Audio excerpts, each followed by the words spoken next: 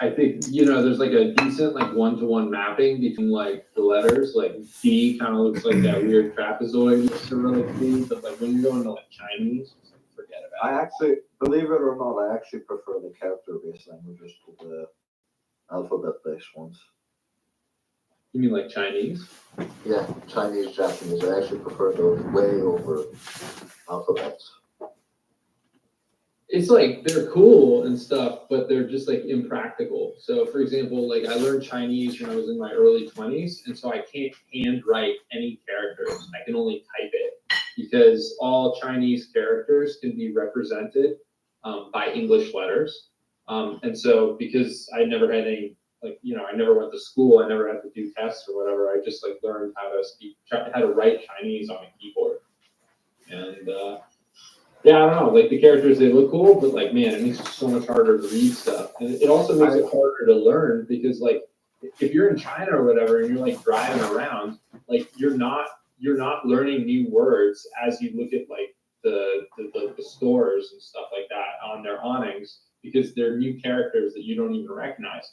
But if you like speak English or French or whatever, and you go to like Spain or Mexico, you're gonna pick up like tons and tons of words because all the words in Spanish are similar and they use like the same letters. And so even if they're not similar, you're like, all right, that kind of looks like a pharmacy. Oh, it says pharmacia with an F. Like, all right. This is just there's like a bajillion reasons why. Yeah. I don't agree with you. I don't agree with you.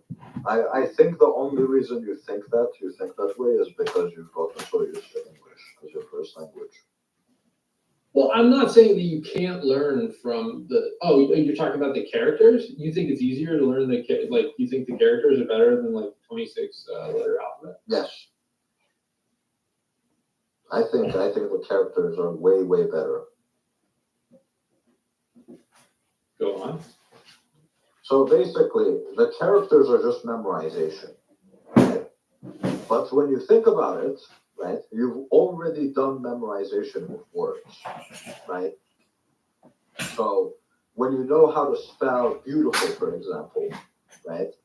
If you had not memorized how to spell beautiful, there's no fucking chance you would ever be able to spell beautiful, right? Because it's got such a fucking weird spelling, right? So you, just through comprehension and just through seeing the word enough and writing it enough, have managed to understand that this is how you write the word. Right? Same thing applies with Chinese characters, right? The character-based languages. So it's just about jamming these things into your head, which I find quite easy, to be honest. But I think that once you jam these into your head, right, the language, it actually makes a lot more sense. So you get to read a sentence, right, where you don't understand what a word is, right? And you look at that word, and just through the context of the sentence, and just from the characters, based on the other characters you can very accurately deduce what that word means, right? But you just don't know how to say it. That's the opposite in a language like English, where you see what the word is, right? How it sounds, right? Or maybe like based on how it's how the sounding is done, it might not even sound anything like how it's spelled. But in general, you get to see how it sounds, right? But you don't get anything from the meaning. With the Chinese characters, once you know them well enough, you actually get a sense of what the word means just based off of the previous characters that you know. Yeah. So for people who don't know how to read Chinese, what Ada is saying is right. So like there are within characters in Chinese, there are like sub characters. So like, you know how some Chinese characters are like really simple looking, and then there's some Chinese characters that like maybe if you go to Chinatown or whatever, they're like really dense blocks of like different character strokes and stuff like that. So inside those dense blocks of character strokes, there are sub-characters, and the sub-characters have meaning. So all the different metals, like from lead to iron to like all the old school metals, nothing like crazy like seabordium or whatever. They all have this like little thing in them that like kind of like means metal. And so there is an element of that, in that you can be like, all right, so you can look at the context of the sentence, and then you can look at the character, and you can be like, look, I don't recognize this character, but I know it's like some sort of metal piece of stuff, like the metal sub character in it. But the thing about beautiful that is like nice, the thing about beautiful that's beautiful is like if I can remember the word, the sound for beautiful, I at least can know how to spell it, sort of, right? And I can like kind of get close. Whereas if I'm listening to if I know the sound for beautiful in Chinese, which is piao liang, I have no effing idea like how to draw that character. And literally, I have no idea. It's the compromises, I think, right? So with Chinese characters, you get to understand what the word means, but not how to say it. With English, you get to see how the word sounds, but not what it means. So that's the compromise between the two. Well, with English, though, I don't know what the right word is, but like there are roots. I can't think of like if you're taking the word beautiful, right, ends in full, and so you can be like, well, it's full of whatever perceived beauty.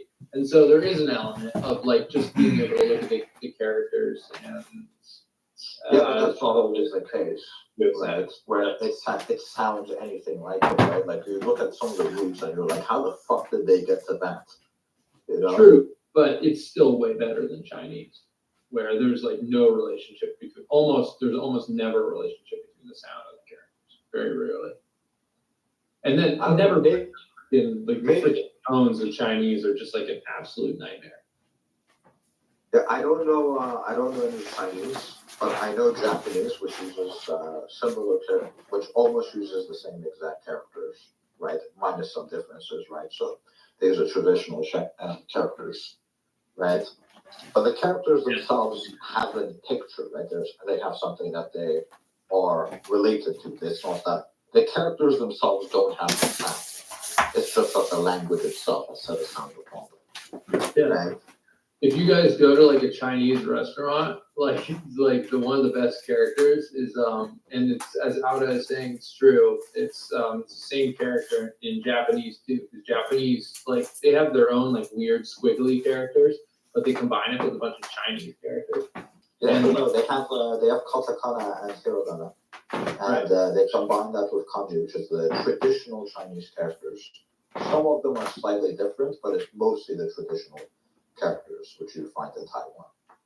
Yeah, so I learned Chinese for business, and then on the way back from China to the USA, I like stopped in Japan, and like I went to like a restaurant. I was like, holy shit, I can kind of read some of this. It blew my mind. Yeah, exactly. That's my point. Yeah, exactly. And then I to your go other to Taiwan, and I have a good idea of what I'm doing, even though I don't know any Chinese. right.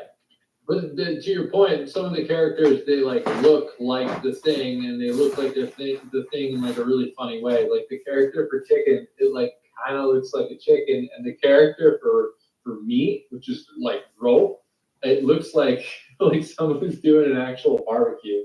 And the word for meat is clearly the most important word in the language. So it's cool. You can look at it when you're on like looking at a menu or stuff like that. Some of the differences when you go to Japan are just from the fact that you learned probably simplified Chinese.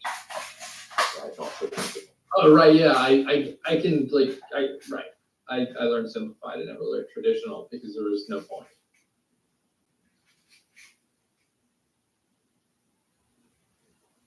But yeah, for me, because I'm so good at like jamming things into my head, right?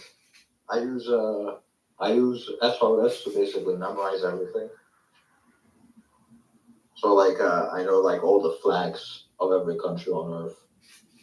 I just jam information into my head like that. What is SRS? Space repetition software. So something like thank you. How do you store the information in your brain? So for me, like I can't remember the words to the Pledge of Allegiance like at all, or even I can barely like sing Happy Birthday. That's like the limit of my like auditory verbal memory. But so I just encode everything as images. So basically, SRS is basically this guy called Piotr Wozniak in Poland, basically discovered that one of the way to make information stick in your head, right, is to do spaced repetition. So just as you're about to forget an information, right, your brain is supposed to be able to recover that information so it sticks into your long-term memory, goes from your short-term to long-term memory, right? And the biggest software that does this today is Anki, right? So this is a very, very basic version of what I'm going to say, right? But it kind of gets you the idea. So imagine you have a bunch of flashcards, right? You have 50 flashcards, and you want to memorize all of these flashcards, right? So let's say you get this one correct, this one correct, this one correct, this one correct, this one correct, right? All of those cards would be shown to you the next day. And then the next day, you would go and do it again, right? And then you would get all of them right again, and it would show you in 2 days after that day. So 3 days of the original, right? And then you get them all right again, right? And then 5 days later, 5 days after the previous one, right? It would show it to you again, right? Like this, it keeps adding distance and adding distance and adding distance. And then let's say you get it wrong again, right? And not this time you get it wrong for the first time, right? So if you got it right, it would show it to you in 13 days, but you got it wrong. So it sends it back to the first day. It does this until the information is pretty much like solidified. But like, what do you use to, like, what are you memorizing? Because I wouldn't want to spend my time to learn the flags, right? Like, I would want to spend my time to like learn like first principles and mnemonics and stuff like that. And for me, I wouldn't be surprised if a more effective way to learn that would be to like solve a problem using the mnemonic. And the other two things that I do to help me remember things is I'll like translate it from like an image to something else. So one of the like I selfishly write tweets a lot, not actually because like I want to post a banger and get a bunch of likes, but actually because I want to take information that I have in my brain that might be like encoded as an image, and then I convert it into words into a tweet, which then like helps it solidify in my brain. And then the third thing I do is I try to like figure out ways to like run emotion through concepts, because I think there's I've read some study or something, maybe my psych teacher told me a long time ago that helps you remember stuff.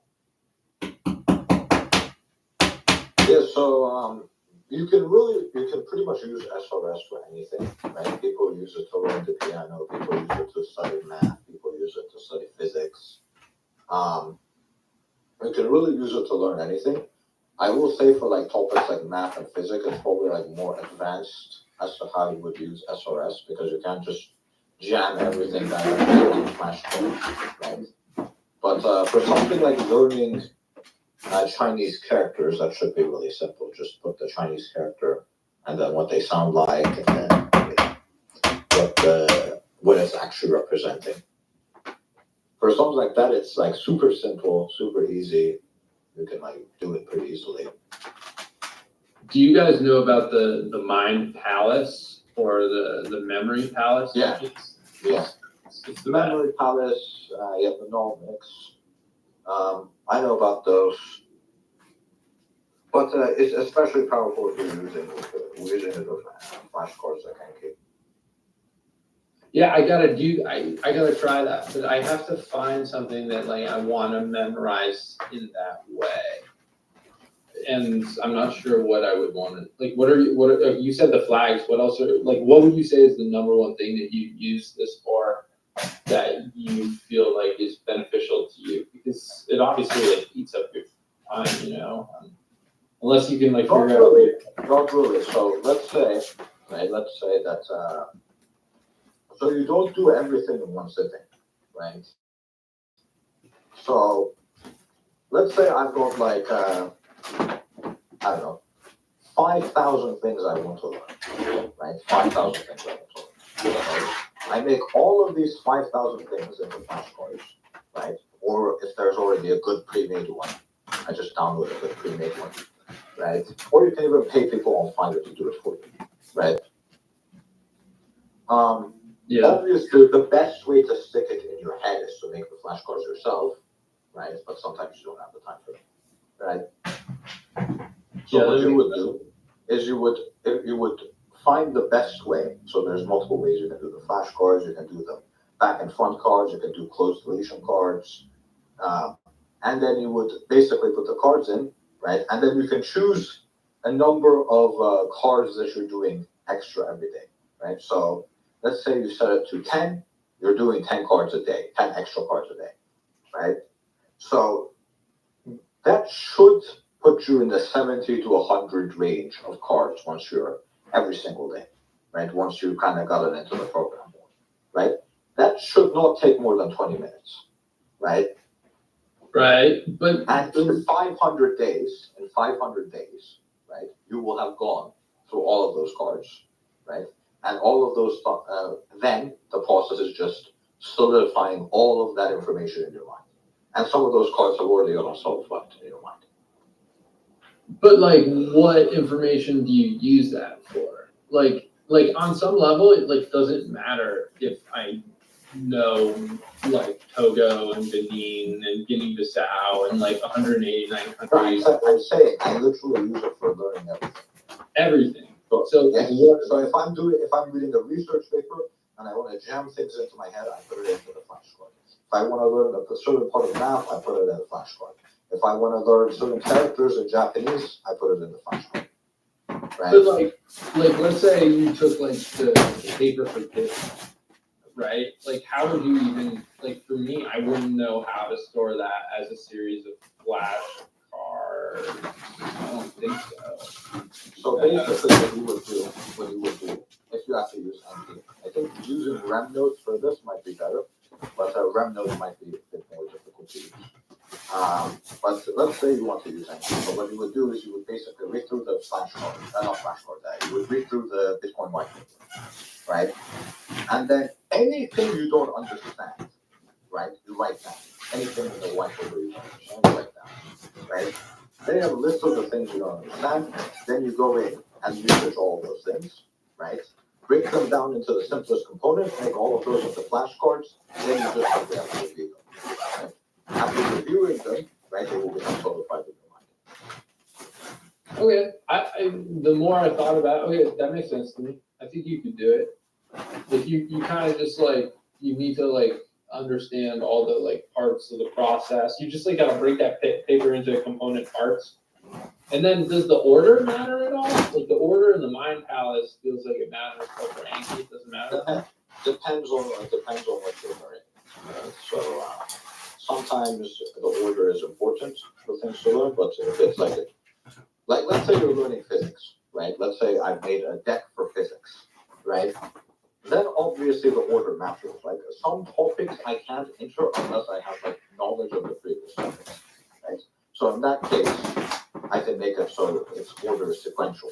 So I go through all the cards sequentially, right? But if it's a topic that is actually better for me to study randomly, because if I do it sequentially, it would give me too many hints on the other cards, then I would set it to do it randomly. So I didn't get very far in physics, and like my understanding is like advanced physics does require some amount of memorization because it is non-intuitive in the sense that like we don't like our brains can't so easily understand things like quarks and like flipping or what all that weird stuff, but like we can very like a lot of like we can understand how like a ball as it rolls down a hill or something like accelerates. Like I would just visualize that. But you would how would you like do like the parabolic equation of like a cannonball being shot out of a cannon using Anki? It doesn't even make sense to me. Or maybe I'm just wrong and you could break that down into a bunch of components. So you would break everything down into a bunch of components, but yes, you do need to do some practice questions, right? So Anki, right, is not 100% of like the learning process, right? But it should be like a pretty big component of it, right? Because you're actually solidifying the information that you've learned into your mind, right? So you want to learn something, right? You want to learn something. Let's say you want to learn let's just say physics, right? The example you just described, right? Mhm. So you would ideally have to solve questions like that, right? But, right, if you just do the questions, eventually you're going to forget them when you don't use them. Right. Yeah. So, That makes sense. so, right, and you're going to be put in a position where you can't use those anymore, right? And because you've forgotten the process, you've forgotten the formulas, you've forgotten the definitions, you've forgotten everything, right? Because you've done spaced repetition, that shit is not solidified in your brain, and you'll be able to use those for doing this continuously, right? So it's not 100%. I still recommend you would like do some examples, solving questions, right? Solving questions is a great way to learn using mnemonics and using the mind palace, anything you can get to stick in your mind. But Anki is the thing that's going to help you solidify it in your mind. That's why I said it's better if you make the flashcards yourself, because making them yourself is essentially your first review. I just downloaded the Anki app. Is that what I don't want to do flashcards. I'm too lazy for that. But like, is the app like solid? Which one did you download? Because there's like a bunch of fraud companies that are using the Anki name. But for example, medical school, right? I'll give you an example. Medical school specifically, right? Most students that are going through medical school use Anki, right? There's like a whole dedicated community on Reddit, right? Medical school Anki. You can go and look at them. They have like that massive decks, right? Thousands of flashcards that you can like study from for those people, right? So you can really literally learn anything using flashcards, but it shouldn't be your only source of thing, right? Okay. Yeah, I grabbed Anki Pro. No, do not use Anki Pro. Okay. It's like a fraud company that's using the name because it's popular. I'll send you the actual website for it. All right. Cool. Thank you. It's if you're using it on the desktop, it's free, right? And you can make an account to sync it up to the web. But if you're using the iPhone app, it's like $30. I mean, if you're gonna do this though, you're gonna spend so much time with it that like you gotta splurge a little on that big boy $30 app. Yeah, it's I've spent probably thousands of hours. Yeah, it sucks when you sell something that's not very expensive that your customers. I mean, it doesn't suck. It's like cool. It's still gratifying, but it sucks when you make like $3 on something and people will like literally spend like 6,000 hours into it. And you're putting all that time into it. You're like, man, I wish I could figure out a way to have in-app purchases in Anki or. Anki is just the open source software, so the guy that made it literally open sourced it. And like the $30 that he's charging on iPad and iPhone and all of those apps is just to sustain him working on this app. The $25 Anki mobile flashcard. Yeah, I believe that's right. All right, I'm doing it. I'm confident. I hope that guy's last name was Anki because It wasn't. some sort of acronym. No, Anki is a word in Japanese. Oh, okay. You use Japanese? No. He just used it to, I think he just made it so it was in Japanese.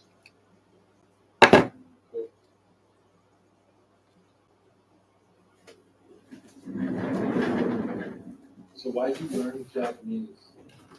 Because you're not old. And like Japanese, well, it had to be like some sort of like weird like anime manga thing.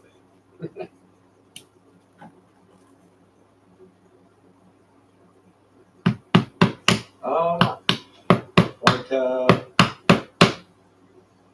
I guess that's part of it, right? It's just that, basically I learned languages through comprehensible input. That's the method I use, right? And a big part of that is just having like a lot of enjoyable media that's made for natives, right? Not media that's made for language learners, right? So if it's like made for like the natives of the country, that's the media you should be you know, consuming. So yeah, I wanted to learn. I want to learn Chinese, Japanese, Korean, Russian, a bunch of languages, and yeah, Japanese I thought was interesting. Right. YouTube stuff. Right. I heard that, well, I think I saw some statistics that like Korean, even though like no Koreans are having children, like lots and lots of non-Koreans are learning how to speak Korean because of Yeah, nation. K-pop and K-dramas, yeah. K-pop and K-dramas, that's why. Like future Koreans will just all be non-Korean. Yeah, it's mostly the women, though, right? A lot of women are learning Korean and going there. Korea is like so imagine like an otaku, right? These fat guys that are like super into anime. Imagine like those guys, right? The like the golden place for them is like Japan. Now imagine like the female version of that, and the golden place of that is Korea. All I know is when I went to Korea, I tried to get laid. I was like stuck there for 2 weeks and I failed. Sorry to bring it to that, but yeah, I failed.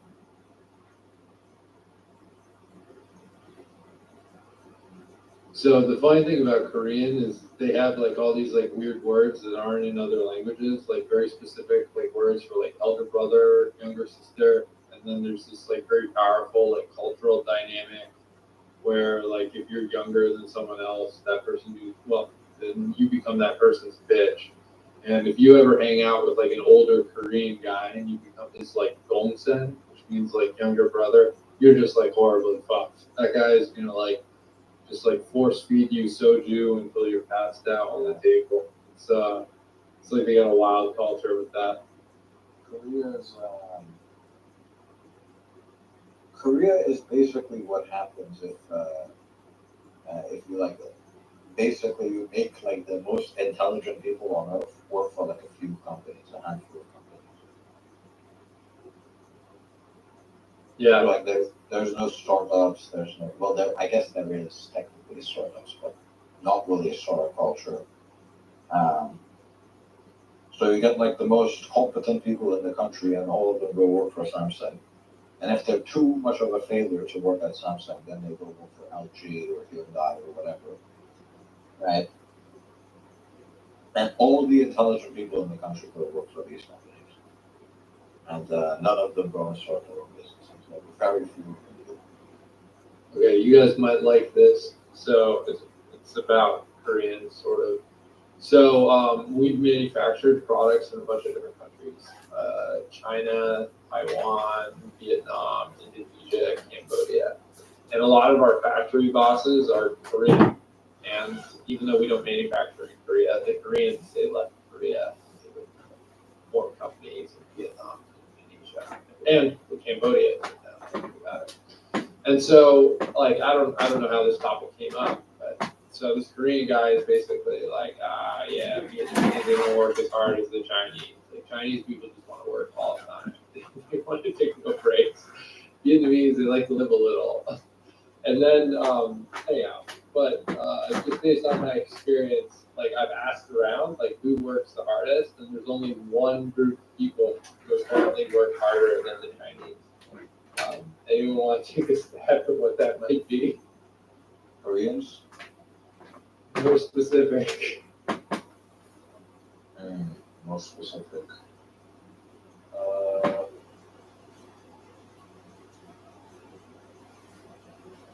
I don't know.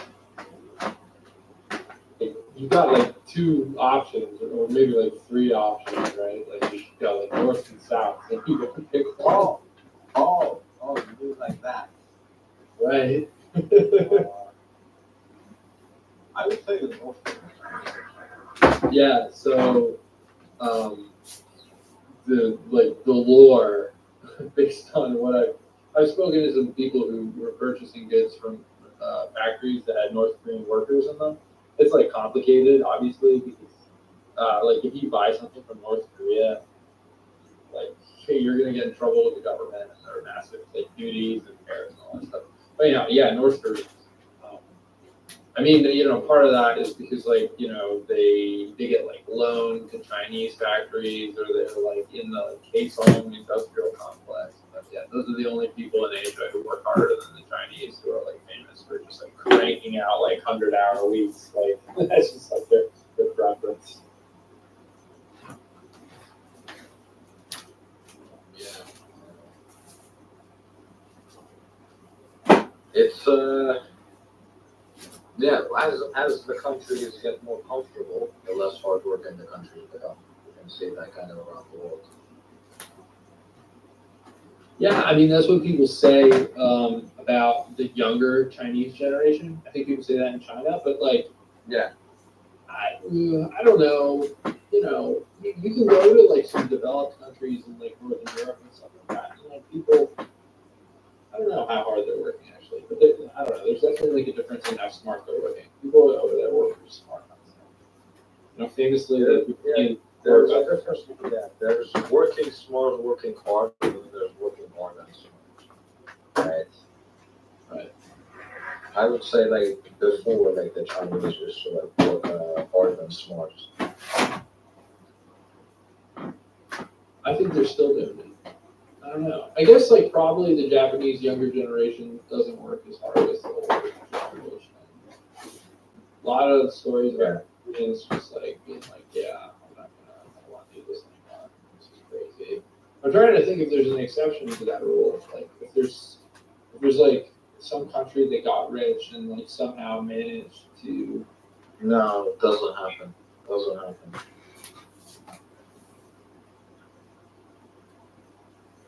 Because like once you've like gotten like to pay some wealth, right? Like your expectation from life are higher, right? Whereas with the people that experience poverty and war and all of these things, right? They're just grateful to not be in a place where their life is at risk. What conditions would you need in a country in order to like maintain like a similar level hard workingness as the country got richer? Like you'd probably need to restrict social media, which is like kind of what the Chinese are doing. So maybe that I don't think restricting social media would work. I think it's just an emotional thing.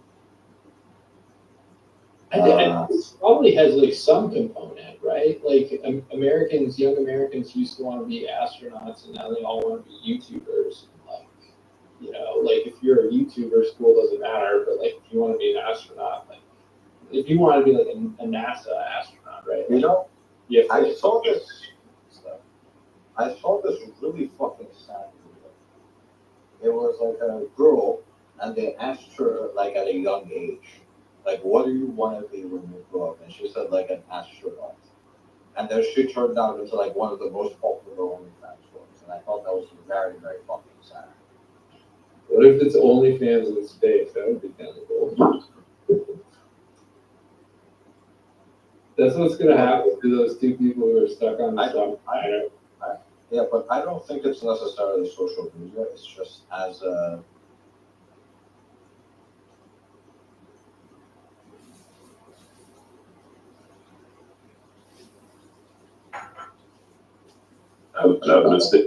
The mistake is to assume that the tool itself is a fault. The real issue is the people that have used it. Right. Same thing with guns. Same thing with anything.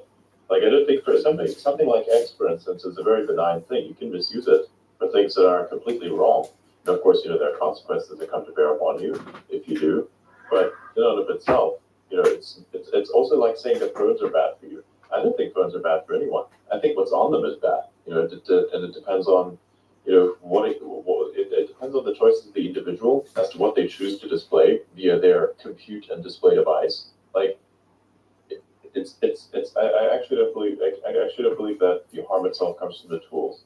It just comes from the people who know how to use them better than the ones who are currently using them, which is the majority. I just think that when humans get better lives, they become more and more like I don't want to say greedy because like you should kind of want more from life, but um, like they want more, right? But at the same time, because they have more, they're less like incentivized to work. It is true that there are like very big diminishing returns to money. And I think one of the reasons why Chinese people work so hard is that Chinese people like love money just for the sake of it. There's like this weird cultural trait where like, even a rich Chinese person, they like really take an enormous amount of joy in like saving like 37 cents on like bok choy by like going to the place that was like kind of out of the way and stuff like that.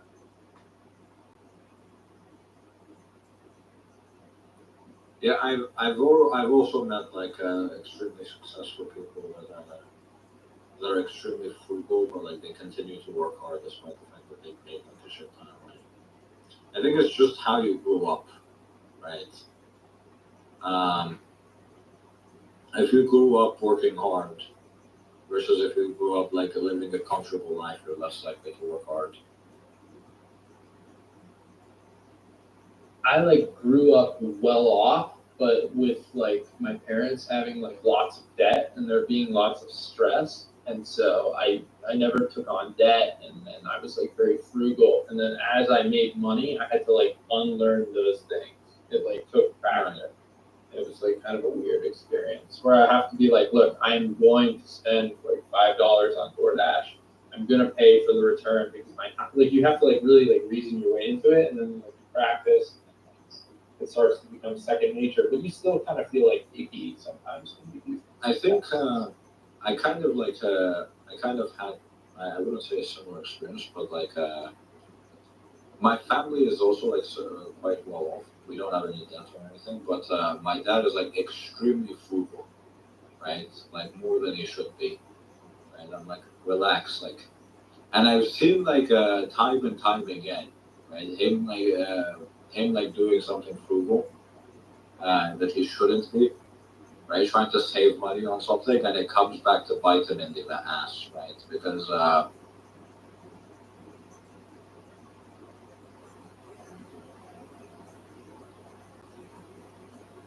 sorry, I'm not home right now. It's a kind of rowdy place, but yeah. All right, so you guys want to hear something crazy? So my parents actually had a Bentley, and it was a lease, okay? And my parents had like no equity in their house, but my dad had a fucking Bentley, right? Which is like retarded, but he wanted to have a Bentley, like whatever. And every weekend, even though my dad had a Bentley, we would fill the Bentley up, the trunk up with the garbage from the house. We'd put it in the trunk, and then we'd get in the Bentley, and then we would drive to the office where he would work on like Saturday and Sunday because the office had a dumpster. And he's like pop, so like the car like literally kind of would smell like trash sometimes. And he'd like pop up in the back of the Bentley, throw the trash in the dumpster, and then like he'd go grind out like Saturday and a Sunday at work, and then he'd drive home. So yeah, people can like make money and like, just be insane.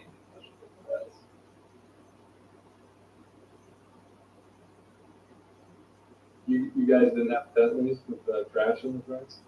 No, no. But yeah, I've seen people being like overly frugal, and it's coming back to bite them in the ass because like long term costs ended up costing them more than like buying like the better equipment would have cost them. Yeah. One of at my company, one of our principles is like I had to change it from save money to like save big money, and the idea is to like you just don't want to be penny wise, pound foolish, because that ends up costing you more money in the end. I guess I'm lucky that Yeah. my employees Yes. want to save money, but like I have to all the time like remind them, like guys, like yeah, you're like saving $17 here, but if you look at like, the big picture, you're like wasting tons of time, which is way more valuable. And, like, Yeah. you gotta You know, like in people's heads. when I went to school, our school wanted to save some money for some reason, so they sold their printer and they replaced it with a cheaper printer. And that cheaper printer fucked up so many times that they ended up spending more on the maintenance of that machine than the original printer. Many such cases, right? Yeah, I've seen so many cases of this with people being frugal. Like, don't overspend on everything. Don't just waste money on everything. Don't blow your money away. But when Don't you're frugal, overspend and don't underspend either. So everything in exactly. moderation, especially moderation, like literally.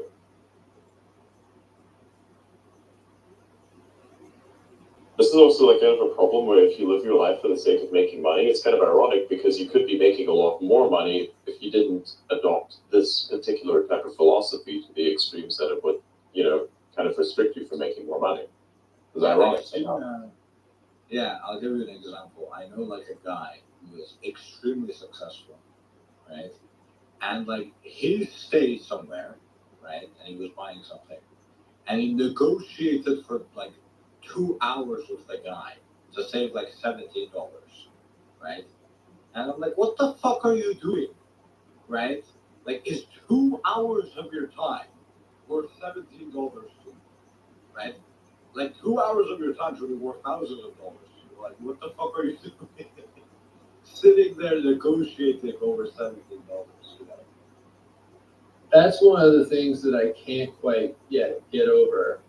Even if it's not worth it for me to negotiate, if I feel like I'm being ripped off, I just like I can't do it because like I take it personally and I just be like, nah, bro, like sorry, like random dude from Honduras, if you're not charging me $300 to chop down that tree, like even if sometimes it doesn't make sense to bargain, you just I don't know, man, like you can't accept that.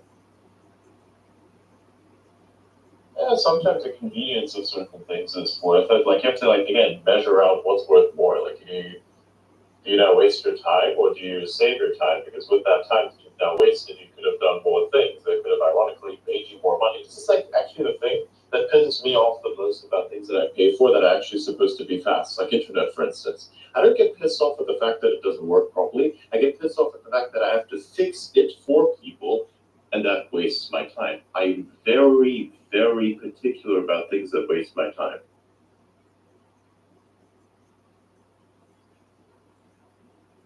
Like for instance, oh, why did I hang out in some places anymore? Why did I hang out with certain people anymore? It's like, my dude, the conversations that we have are a fundamental waste of time. I'm the one who keeps contributing, and there's nothing that's coming back.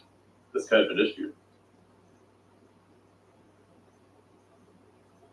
Yeah, I feel you. I'm like one of those people who just like has like a constant like feeling in my gut like all weekend of just like anxiety unless I'm like constantly in some way feeling productive. I have to learn something, I have to like come up with a new theory on something, I have to get something done, and I'm like constantly over optimizing it. And I used to think that it was some sort of pathological thing, and now I'm just leaning into it and just being like, fuck it, that's just what I need to do to be happy.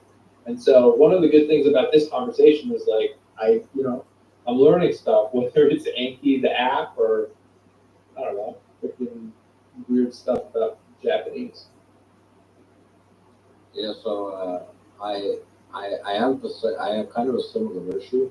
So for me, whenever I'm like doing something, right, like using my brain too much, or whatever, like I'm always thinking about like how much I want to rest, right? So like I'll leave it and I'll take a rest. But as soon as I take a rest, I'm like, oh shit, I should be doing something. You know, like You so get I'm like constantly switching between these two. you get like a window, I find. Like if you like produce something, or at least I find, right, for myself, if you produce something, you're like, okay, that's good work. I got something done. Like depending on how legit the quality of what you just produced is, you get like maybe 30 minutes up to an hour where you're like, I can be at peace now because I've been productive. And then it just fucking comes back and you're just like, all right, I gotta do something else. And it's never ending, man. What can you do? But maybe it's good in other ways. Like humanity needs people who are just like who can't stand watching Netflix and stuff like that. I can't really watch movies. I can only watch it if I'm like, this is helping my language ability. You know? Yeah, I feel that. Like, it'd be like, all right, like I'll watch a documentary on some subject that I want to learn.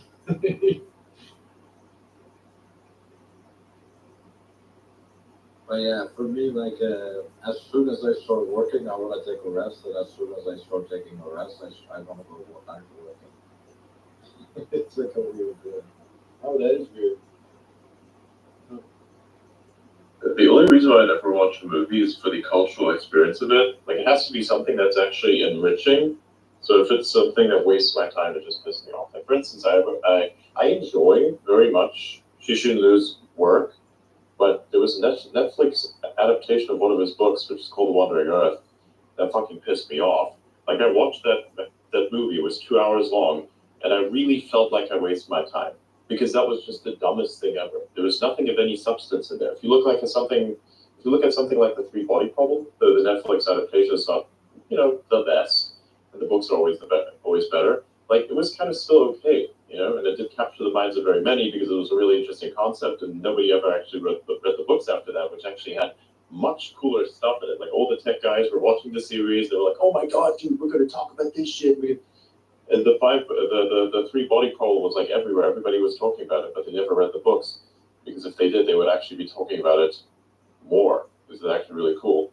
So that would be the only reason why I would consume a work of fiction or media of any kind. So it's gotta be productive in some way, Okay, culturally or philosophically, or there's a way that you can watch certain types of fiction that will feel productive and entertaining to you. Okay, here's an example. Watch CNN.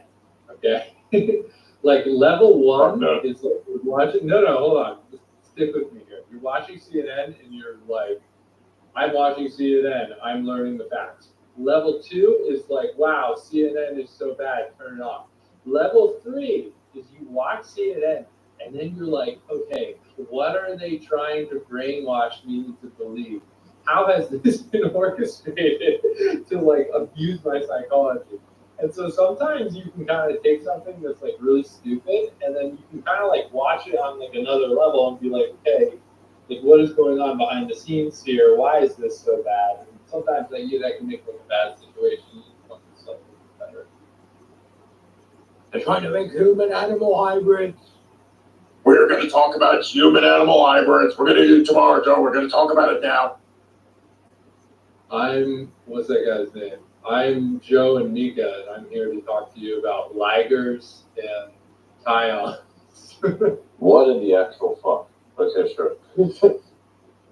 Just like, all right, so Trump is going to be debating Kamala, and the third party candidate is going to be a human Z. That's wild. That's wild, man. Will Kamala be the woke? I mean, look, I take it to level 4, okay? I just watch on X what happens next. There's like an entire army of fucking left-leaning NPCs. It's fucking beautiful. Again, I don't have any problems in either direction of any party, except that these are the particular types of people who are so particular about their position that they just attack me for no fucking reason. I do nothing, and I get shit on in my comments. Like, I post something that's completely removed from anything that they could understand, and then I get that shit in my comments. I'm like, the fuck did I do to you? Right, so you scan for those people, you use these people as a means to kind of like see what's happening, and that then allows you what the common sentiment is, or like at least the programming, how effective it is, and who it's effective to. That's how I do it. I don't actually want to watch the programming myself because the thing is, the more that you ingest, eventually it just becomes you, and you have no control over that. Subconsciously, you're actually always programmed, right? So you always have to take a little bit of a check. Hang on a second, give me a second.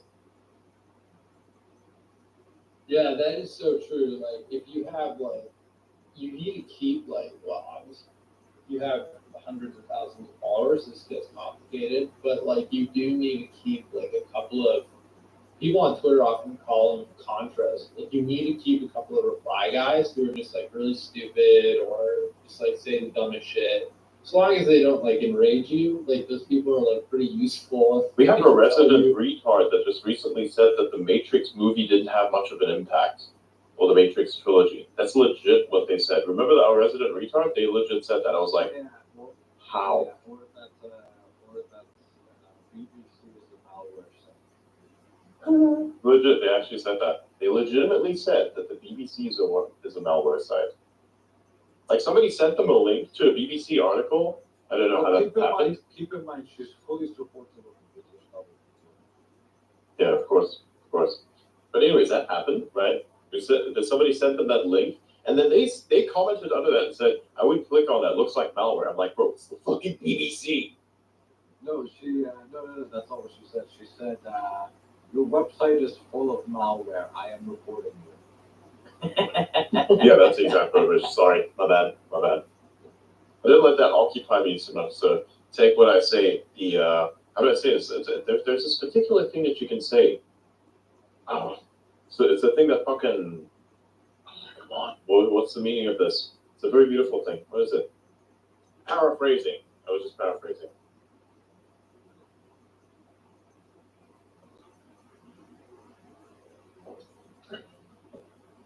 I actually associate the appearance of a word more to the meaning of the word than I do the actual meaning to the word itself. It's kind of weird. I always like to think of it in terms of the feeling, right? Because everything I do is safe. Remember when she DM'd everyone trying to get rid of from Oh my god, that was crazy. I am the admin of Adrian Dittmann Spaces. I'm like, motherfucker, no one is the admin of anything except me and myself. I'm extremely stubborn. By the way, Musa, what can you tell us about the Amazon situation? I saw you like making a few tweets. Well, which Amazon situation? Amazon is always a situation. Like I saw you making a bunch of posts. By the way, my connection is fully. I'm going to drive around. Actually, I wanted to end this space at roughly about this time, but I kind of feel like I could keep it going on for a little bit longer. Like I think a lot of you can speak amongst yourselves. At least the conversation has been going quite well. So yeah, doing it kind of too short. I don't feel like that would be counterintuitive. People still want their entertainment.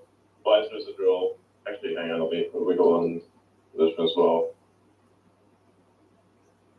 Or can I do this? Oh wow, I have to restart. Hang on.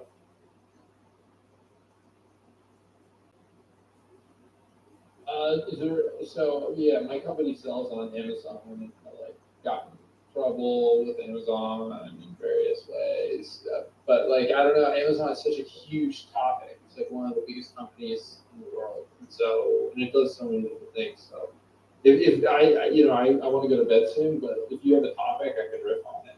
It's like sell Amazon. Yeah, sure. Anything goes really. As long as it's constructive. I don't want to be talking about like weird family situations and like you know how people like ramble about absolutely useless things? Like what kind of meal did I have on like a summer day in 1956 and how that made me feel? Like no, I don't want to hear about that.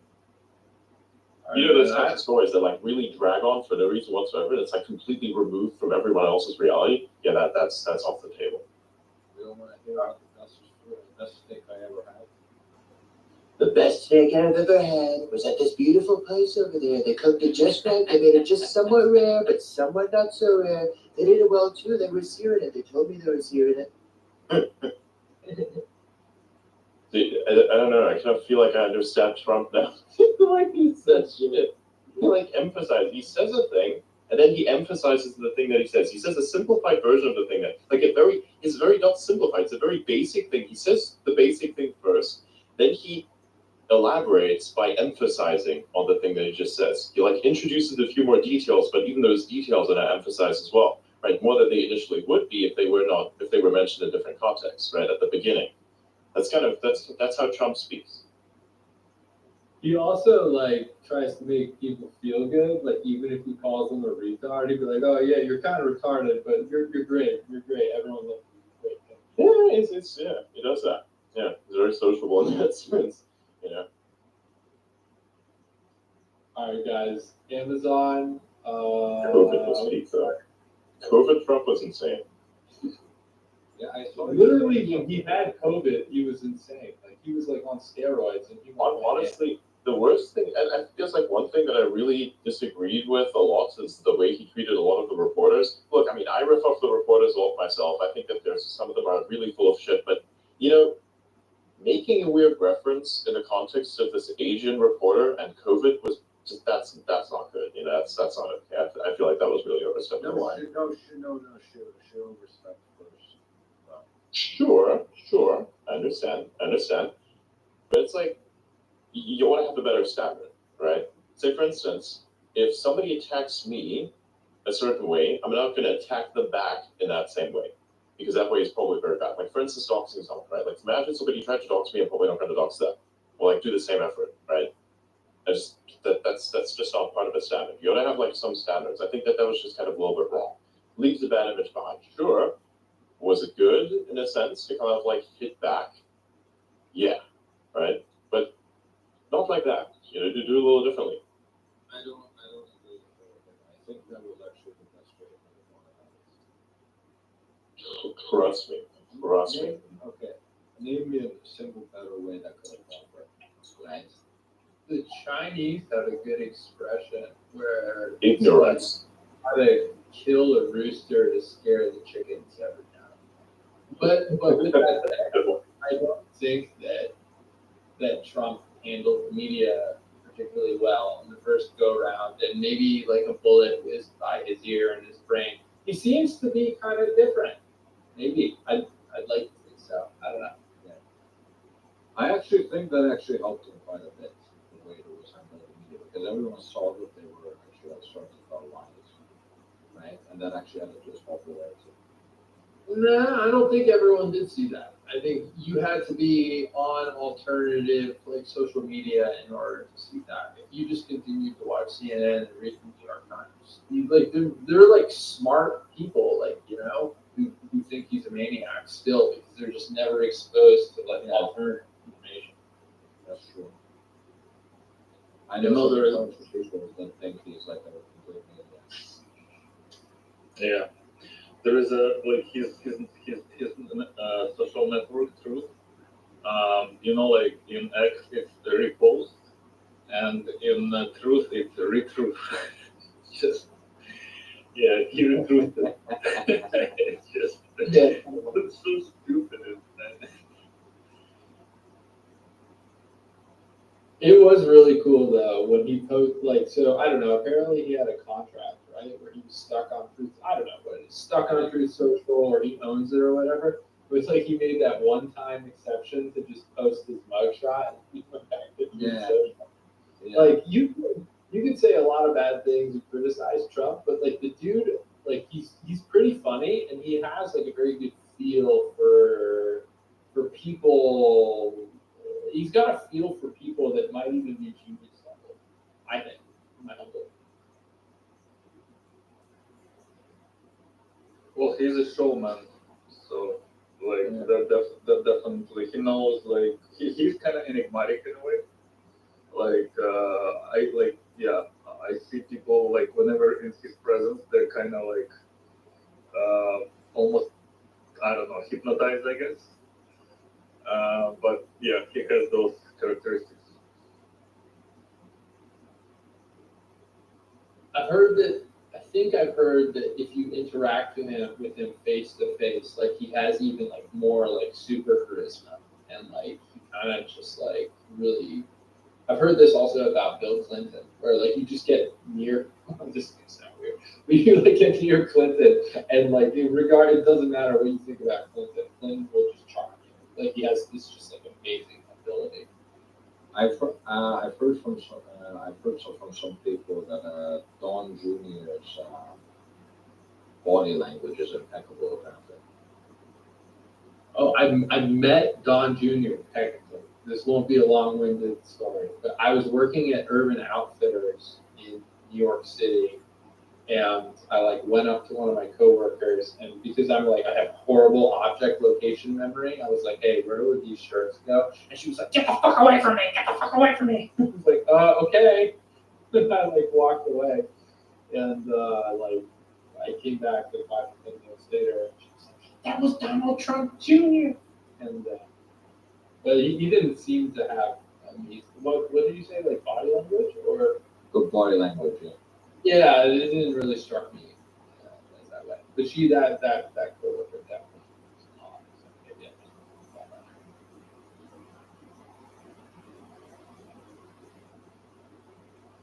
All right, guys, I'm gonna go to bed. It was nice talking to y'all. See ya. No Amazon story, huh? If Amazon story, maybe I can crank. Let me think for a second. Like the craziest thing I can tell you guys.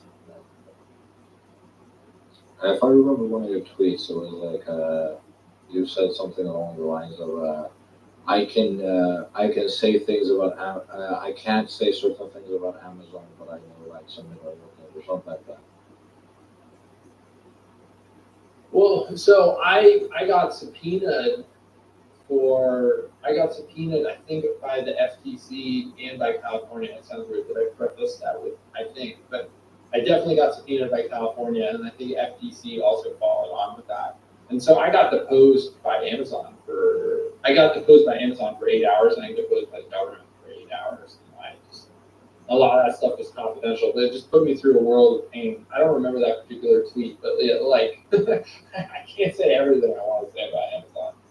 But yeah, it's a wild place. I will think for a second if I got a good story for you guys. By the way, what's the waiting period? Is it like 17 days, or what is it like for getting your money after you sold the item?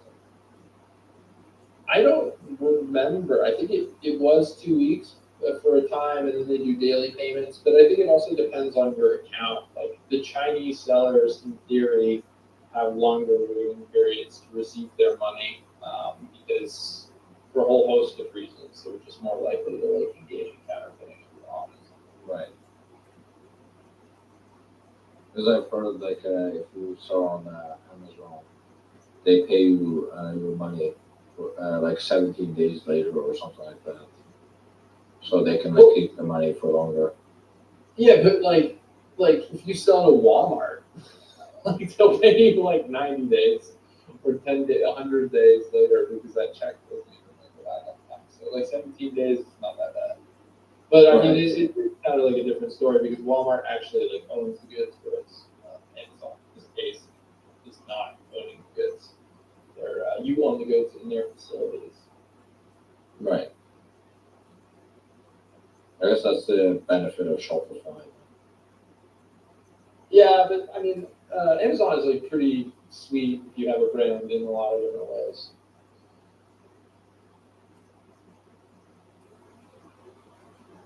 What I don't is the know. benefit for brands? I can see like the benefit for like someone that wants to sell to like everyone, and they're making like their profit from margin, just a small margin.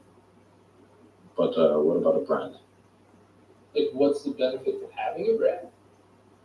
No, like let's say you have a brand that people want to buy from, right? They would go on Shopify to buy it anyway, right? To Shopify store to buy it anyway, right? So if you have a strong brand, what's the other than like getting more sales? Like, there really isn't a benefit to having it on Amazon. In fact, I see a lot of brands don't even sell on Amazon. Well, look, like not everyone has a brand like Nike and Apple, and even people who who are familiar with the Nike brand and like prefer it to like Reebok, Brooks, On Cloud, the Hoka, or whatever. Like they may only prefer it like 70% to 30%, right? And a lot of people have been trained to purchase their products on Amazon, and they know where the add to cart button is. They know how the return policy works, and they know that they're going to get it overnight, next day, 2 days, or whatever. And so if you're like 70-30 leaning towards Nike, but you're like, oh, I could try Hoka, I could try OnCloud, assuming these brands are on Amazon, then like having your that you may lose that customer, right? And so that's an advantage to having your product on Amazon if you have a strong brand. But Yeah, but on the flip side, if you have a strong brand, right, and the customer really wants it, he would get it on your site if it wasn't available on Amazon. right, but like even like a Nike, right? A lot of customers are 70% for Nike, 30% for Hoka or OnCloud, and that's like for fucking Nike, right? So like for us, like we have like a rinky dink. No, I'm not. Our brand is great, but like you probably haven't heard of it, and so like we kind of just need to be on Amazon, and then you also have to remember that like so for our biggest brand, like the bulk of our sales are driven off of searches of our brand name. But we're also getting tons of searches for the generic name for that product as well. So in the context of Nike, like like Nike will also get sales on Amazon from people searching in size 9 tennis shoe. And some people, most people, in fact, are going to start their search on Amazon, and they're not going to start their search on Nike if they're brand agnostic. And so that would be the advantage to like having your brand on Amazon, um, even if you're Nike. And like 99.99999% of brands have a worse brand than Nike. So there's some benefits there, but like there are for sure some downsides too. Like we spend like I don't know, probably close to $100,000 on advertising to people who are already searching our brand because they're searching our brand name. So like, let's say they're searching Nike, and if we don't pay for that advertising, Amazon will serve on desktop like 7 like Reebok results before you'll see a Nike product.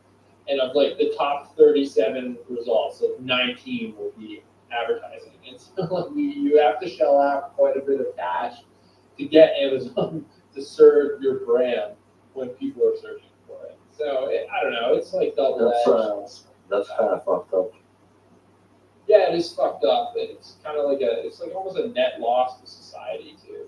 That game brings. Yeah. I'll say one last thing, and then I should go, but like, because I want to sleep. But I don't know. No. It's just like people think that Amazon retail is a bad business, and it's like it's not a bad business. Like if you look at like the microeconomics of like how that business works, it's like really great. And one of the reasons why people think it's a bad business is because Amazon is like pretty clever about how they like structure their 10K, 10Q, whatever it's called, and they like take all their loss-making activities and they lump it together into retail. And then, so they'll like separate out AWS, which looks super profitable. And they just recently separated out advertising, which is like super profitable by itself. But they'll take like loss-making activities like Twitch and their like telecare service for pets. And Prime Video, which probably doesn't make money. And that all gets lumped together into retail, which then causes people to think that Amazon retail doesn't make money. And maybe they do this to like ward off, government regulation and lawsuits over monopoly and stuff like that. Because Amazon retail is big. I don't really have that position. That, but yeah, I'm going to go to bed. It was nice talking to y'all. Nice, yeah. Thanks for joining. Later.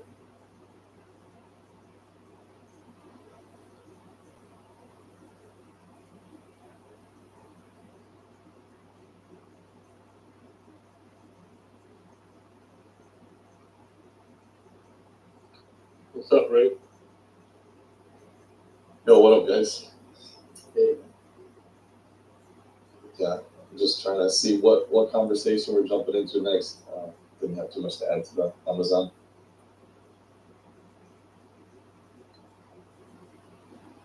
Did you watch Trump interview?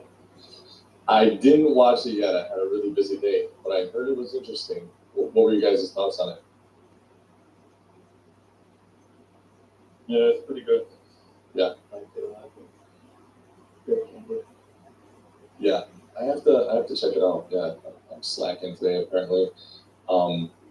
Yeah, I've seen him speak like live like 3 times. But every time I see him speak, love the guy, but I feel like he sticks to these like talking points that like I don't know. It's and I was kind of disappointed when he was talking to Elon, and there was some good opportunities to talk on some different things like censorship in Europe. I don't know. Did he touch on that at all in this interview with Lex? They talked a little bit about the war. business and politics, Kamala Harris, China. They didn't really talk too much about other things, but yeah, Yeah. it was interesting. Nice. How many hours was it? That wasn't that long. It was like 45 minutes of the interview with Trump, and then let's get an AAA after, which is kind of interesting. Okay.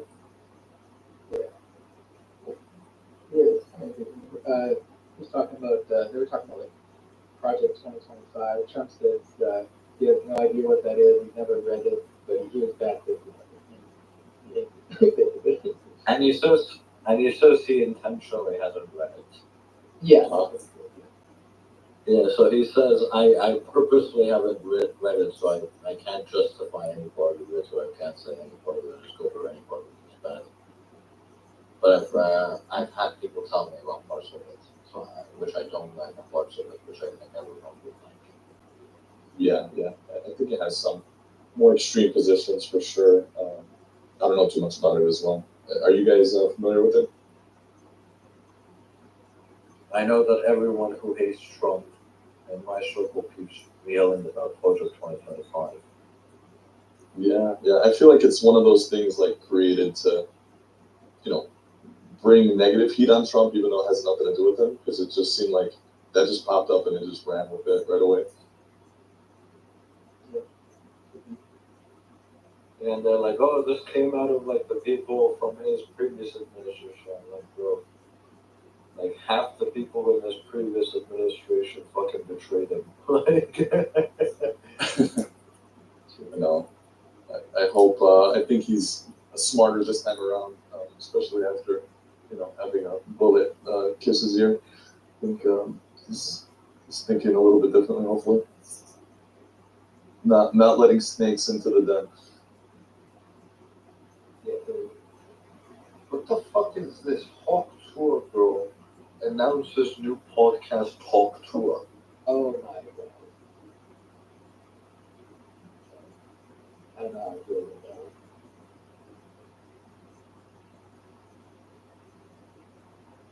I'm wondering, was there any like big events that happened during that time? Because always when there's like something they're trying to distract from, like something else like gets the internet like on fire to take away to make a distraction.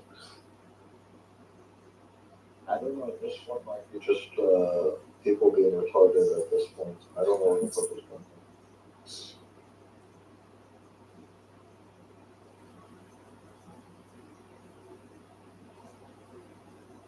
on. I was watching a bit of that Tucker interview with Elon just reposted today, so I was kind of catching up on today.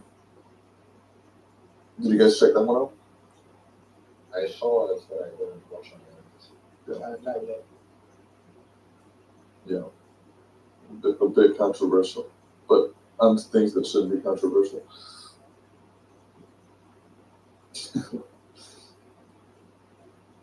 History should not be controversial.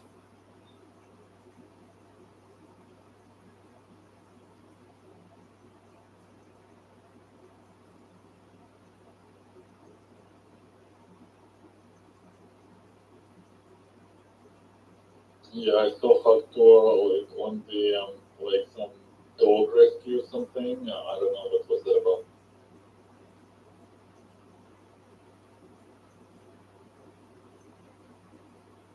Some dog was receiving IV, and she was like sitting beside the dog, and like apparently she would be like she said something about the rescue or something like that. I forget.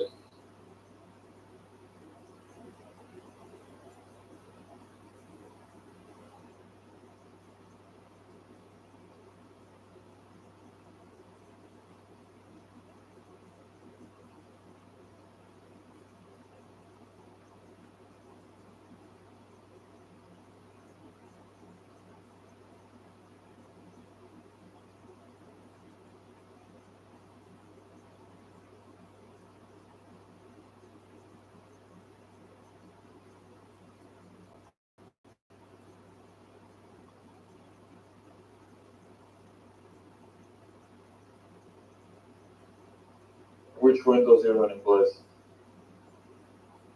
I thought we were the king. I don't know. I just never felt the need to upgrade to 11. Plus, I heard all this stuff about it. It's not good. Private people. Yeah, they keep adding crap on it, like it's just all those, animations and like transitions and like Yeah, always, unnecessary. always disable it. Yeah. I can't wait until the day we can actually move on from Windows. Yeah.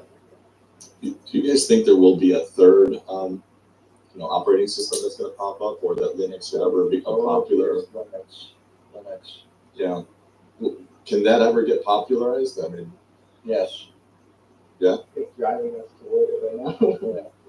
Linux Mint, I would say, is actually more user friendly than Windows. Yeah. I have it installed on two of my machines right now. It's so easy to just install it right. But Yeah, have all the apps open. yeah, it's more intuitive and easy than Windows even. It's just missing the application support. So I think once Linux becomes like a significant portion of the user base, once it hits like 10 or 15, maybe even 20%, then you're gonna see some developers finally decide, okay, maybe we should start taking them seriously. And I'm hoping until then, Proton and Wine will advance enough to where you can run any applications that aren't there natively on Linux. Proton not related to the email server? Yeah, not related to that. Proton is a service by Valve, which basically allows you to run any game that doesn't use like Microsoft's like proprietary DLLs or anti-cheats that uses the kernel anti-cheat. So 60 to 70% of all video games now work well on Linux with Proton. Nice. Integrating the C. Yeah, yeah. Are you guys mostly all coders out legal wise? Not really. I'm just kind of like beginner slash intermediate. I've done a little bit, but nothing advanced. Right?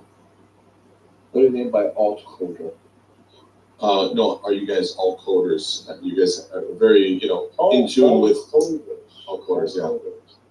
Oh, I thought you were saying alt coders. No, I like I like programming like that. Nice. Yeah, same here. Nice. Yeah, I can tell you guys are very technologically aware of everything that's going on. So it's good. I just think the shit that you run on your machine should be mostly free. Not free as in like financially free, but like free and open source software that should be modified however you want. Yeah. Does Linux have the same issues like Windows? I just remember Windows being like having a driver hell where you're just trying to get things to work and it's like, oh, you install this driver, it doesn't work. No. Linux does not have driver issues typically. In fact, I got my mom to use Linux Mint once because all she would use the laptop for is like printing documents. So one day I just had enough of fixing the drivers or fixing the printer or whatever. I just installed Linux Mint on her computer, and to her it's exactly the same because she just uses Firefox, right, to enter into Gmail and then download some PDFs and then print the PDFs, right? And unlike Windows, where you have to go online and look for the fucking drivers and everything, on Linux Mint you just click on print and it will just print the documents, no hassle, no bullshit. The drivers were already included into the kernel. It's incredible how shitty printers tend to be and like have issues. I even have issues with like Mac products and printers. It's like works now, doesn't work now. It's like they're so finicky. I don't understand how they haven't figured that out yet. Yeah, Linux is good in the fact that pretty much all the drivers for pretty much anything you need is already in the kernel anyway. Nice.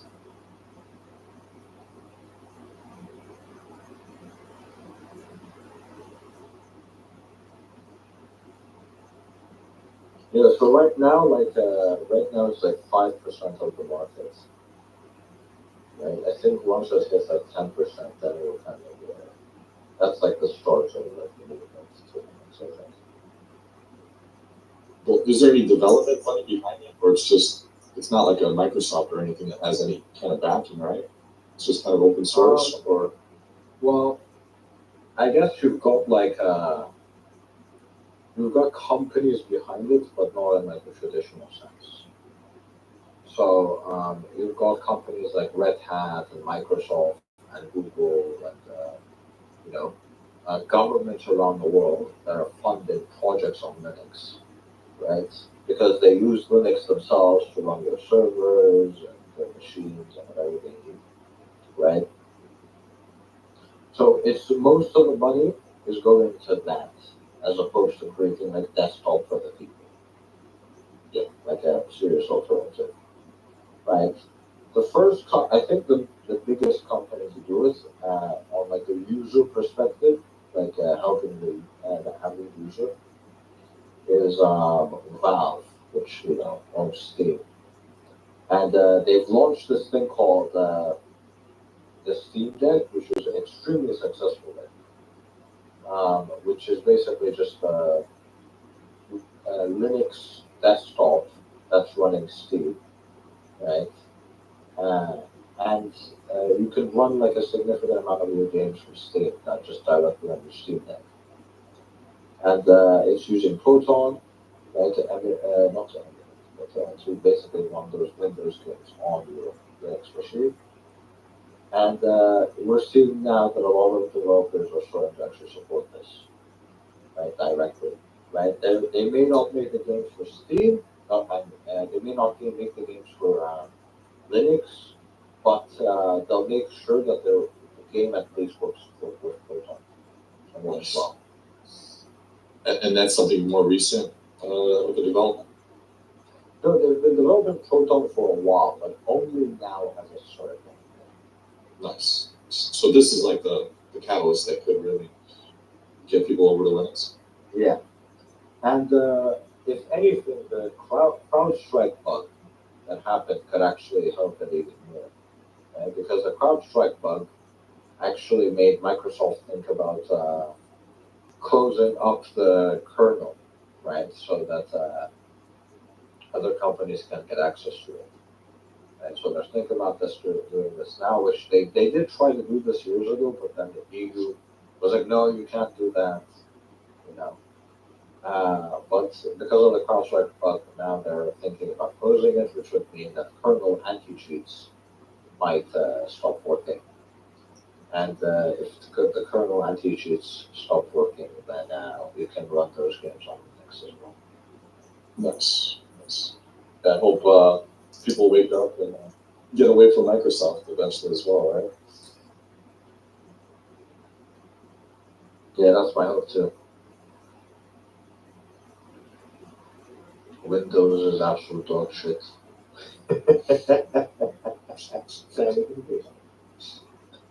Every single fucking operating system is basically based on Unix, except for Windows. Right? Everyone was just like, you know what? Fucking people at Berkeley created this perfect operating system. Let's just base all our operating system off this operating system. And then Microsoft was like, nah, we'll develop our own thing.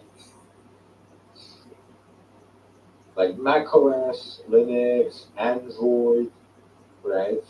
Fucking iOS, iPad OS, all of Apple's ecosystem, right? They're all based on Unix, right? Then you've got the Nintendo Switch, you've got the PlayStations, you've got the Xboxes. All of them are using like fucking FreeBSD, right? All of them like based on Unix, and then like here comes fucking Microsoft, and then they're like, you know what? Oh no, sorry, I don't think the Xbox was just the Xbox doesn't use Unix, but yeah, here comes fucking Microsoft, and they're like, let's use our own thing. That's completely different to everyone else.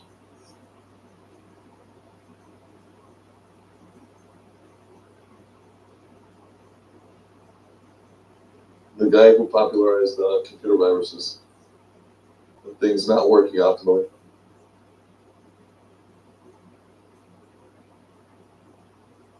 decided to go into different markets with that business plan?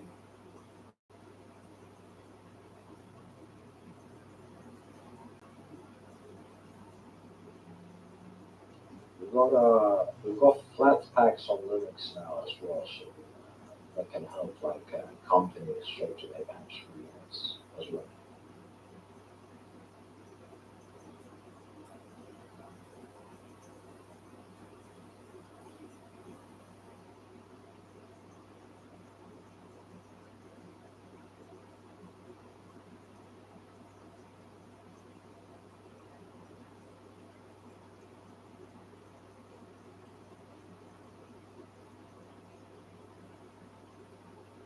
Xbox runs Windows, right?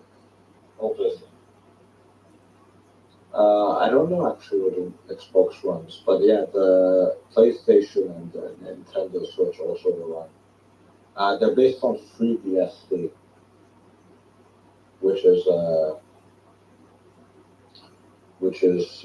based on Unix as well.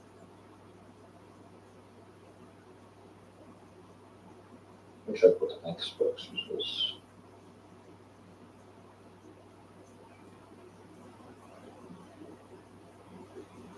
I don't think they use Windows. They probably use Could be just the kernel.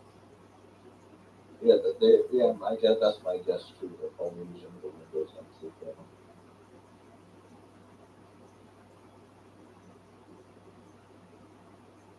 Yeah, the software has been based on the version of the Microsoft Windows and incorporated DirectX, which is optimized for open passwords.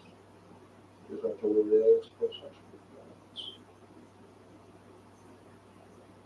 Yeah, the initial iterations of the software for the original Xbox and Xbox 360 were based on heavily modified versions of Windows.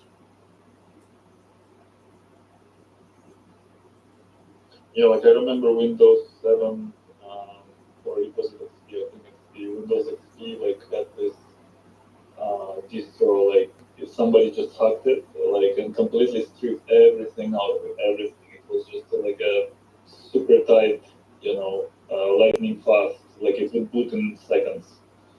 I forget, like yeah, there was, like those CDs that did all the like 0 days people were, publishing and somebody just removed everything, like all the junk from it. It's just literally the kernel and it didn't even have like games, like notepad, nothing. It was just like bare bones Windows. Yeah, it's the heavily made, and it's just a heavily modified Windows pretty much at this point. So Yeah, I don't know if it's possible to do nowadays.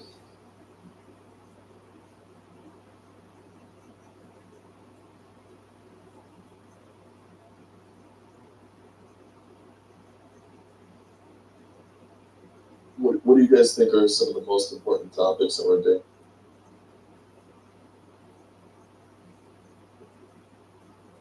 Deserve some illumination.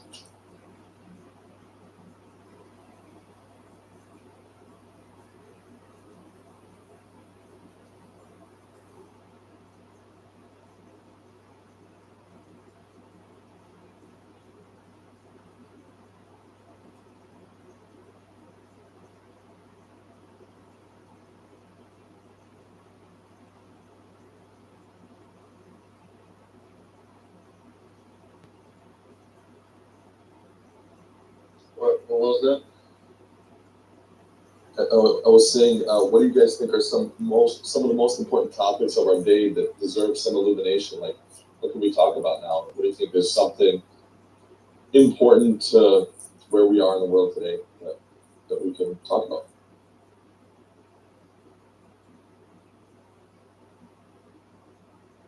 Yeah, I kind of like the Trump interview. It was good. Other than that, there was like SpaceX news that the top Starlink announced that it will comply with last week's order. And we had actual smart summon dropped yesterday night.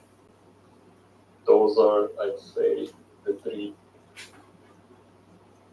big one, but Blythe probably has some more.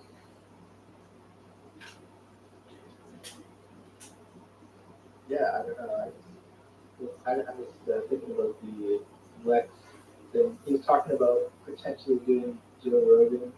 Trump. Trump said like Joe hasn't invited him to the podcast yet, so I'm not sure if that's going to happen, but it could happen potentially. That's potential.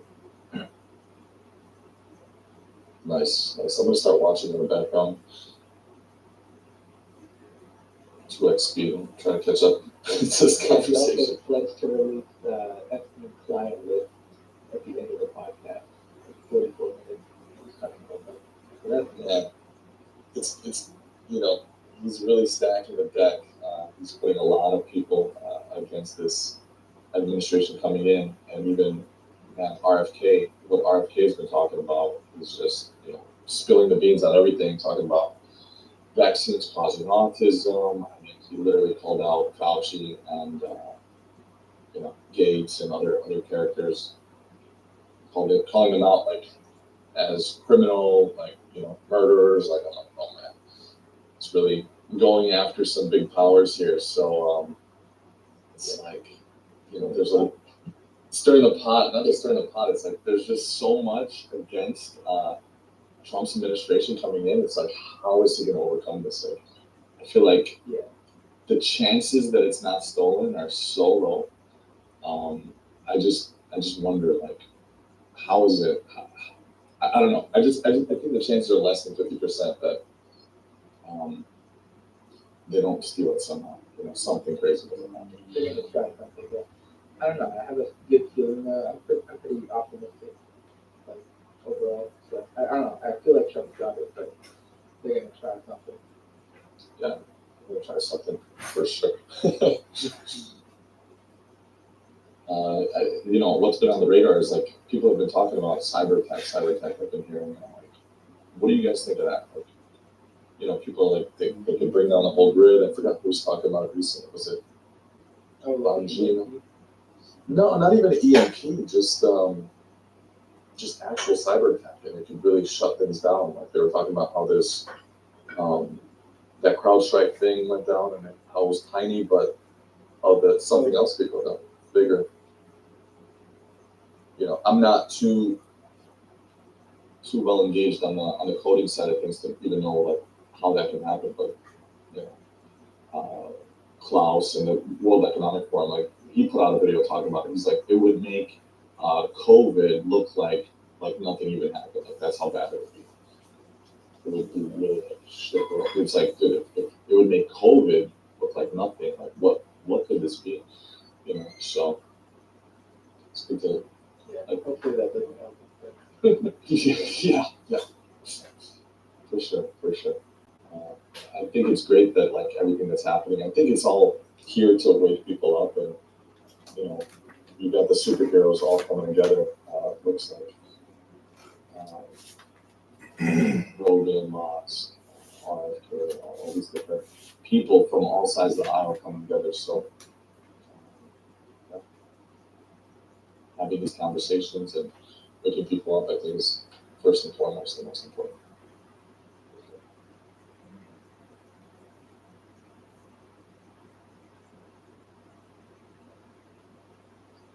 One thing I wish that Trump and they would learn is to really get people like activated. Like I just get ads like, hey, send us money, send us money, like on political sites. It's like I don't really see any messages going out there like, hey, every single person out there really needs to get active and just talking to everyone, getting everybody you know to vote. Like we really need to have activity. We need everybody activated to wake up everybody they know, talk to everybody they know.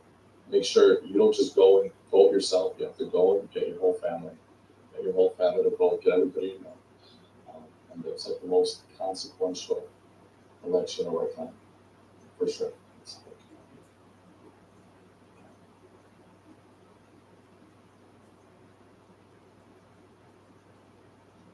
I don't know how to get that message out there. It's like they silence so many people.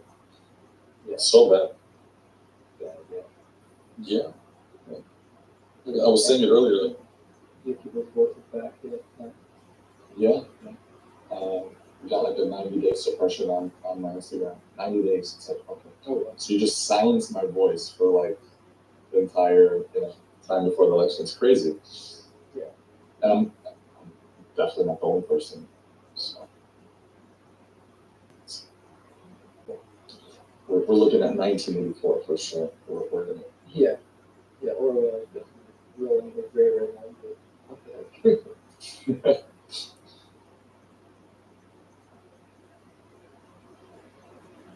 Rolling his grave or laughing. I told you so. Yeah.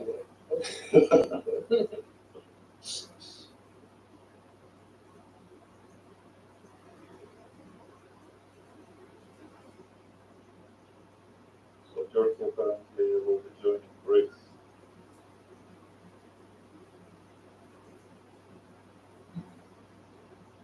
Which country? Third, Wow.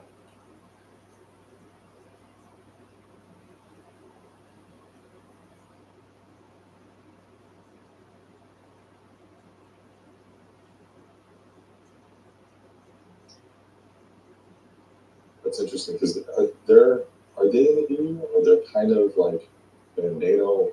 They're kind of like European allied, but not really.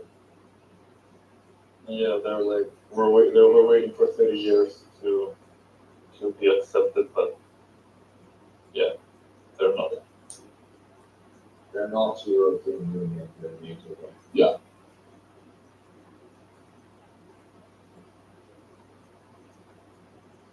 I mean, Germany is like heavily Turkish at this point as well.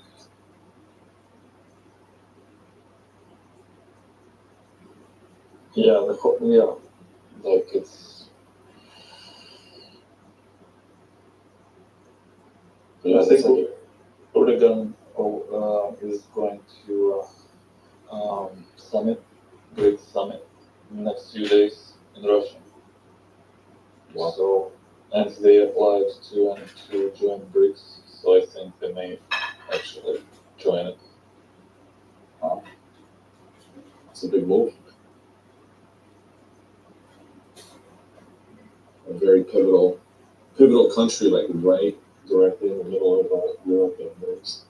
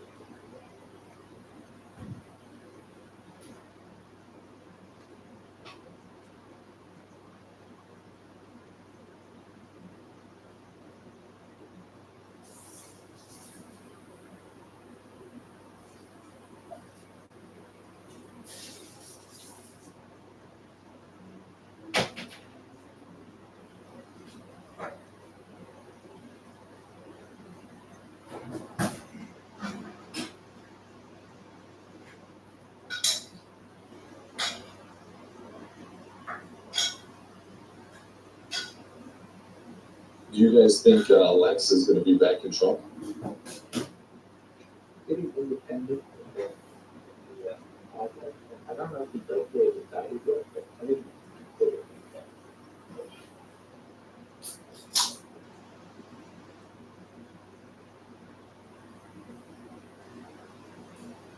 Well, I mean, Elon is like I'm the Elon, and Elon is the Trump.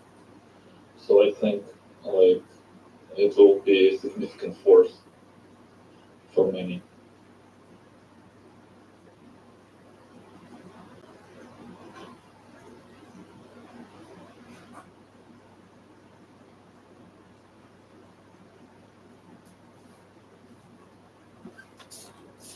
What about you guys? You go.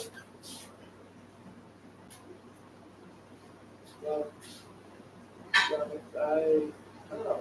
I'm just like kind of neutral on everything. I'm just trying to not take a big stance one way or another. But if I had to choose, I would, you know, put it that way. I'd probably choose.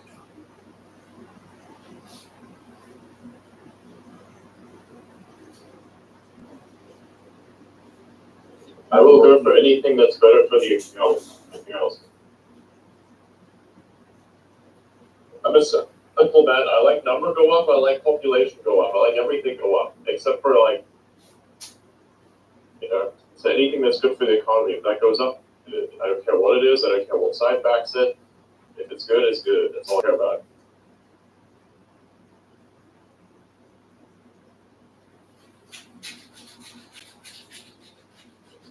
More money, more people, more entertaining outcomes, more new technologies, and so forth and so forth. Mars sooner, better civilization there, asteroid mining. You get the rest. You get the picture. You need a stable economy. You my country to enable that. Yeah, we need. But what's that? So what about my abortions? You know, people do. Yeah, so, I'm sorry. Can you say that again?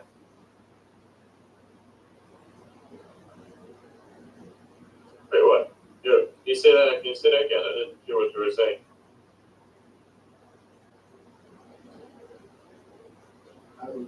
Can you guys still hear me, or is that? Yeah, we do. I think I would. Yeah. Like kind of. Yeah, what was I saying? About abortion. I don't understand. Yeah, I mean, my position is, if it's possible, now this is going to be very controversial. It's good, but not in the context of a innocent life form being exterminated. That's what I disapprove of. However, I kind of feel like the main issue seems to be a responsibility issue. And so what could be done, which is also why I kind of have an interest in these types of technologies, is that you can have an artificial womb and effectively have, say for instance, there are humans that are willing to take on the responsibility of having a kid in the sense that you can give them that kid, just like with adoption. But the kid itself, given that it's still inside of the womb, needs to still develop to the point that it can actually be adopted. And that is the thing where you need an artificial womb for, right? And potentially even, this is even more controversial, but I can only foresee a path going in this general direction, is that robots may even kind of take care of it. I mean, it makes more sense this way. Yeah. Yes, so yeah. What did Adrian say his opinion was? Basically, in the current state of things, I think it is wrong. I think it is wrong because it kills life. It's just an innocent thing. It literally has nothing to do with the context of the outside world, and it's just being destroyed. That's just wrong. Don't criticize me on that. That's just the thing that it is. But what I'm saying is, I think the idea of abortion is to basically, again, alleviate the person of responsibility, and I think that's the part that one can actually still keep around, but not in the context of killing a life form that is innocent, but rather in the context of, potentially removing the fetus itself and then having an artificial womb bring it to term. And that is how I was thinking of it as. That's something that I want. Adrian, I don't think you understand. The modern world is all about removing responsibility from parents. I think that like free sex No, it culture. addresses it directly because you have to remove responsibility, which is exactly what the problem is. They don't want to have a kid, but there are other people who definitely do want to have a kid, right? And so that's why I'm saying, this is exactly what needs to be done. You need to essentially remove the fetus out of that person that doesn't want it and actually has such little value placed upon that life that they would actually go as far as to kill it, knowledgeably kill it. You can transfer it into something that is an artificial womb that then brings it to fucking term. It's a very simple concept.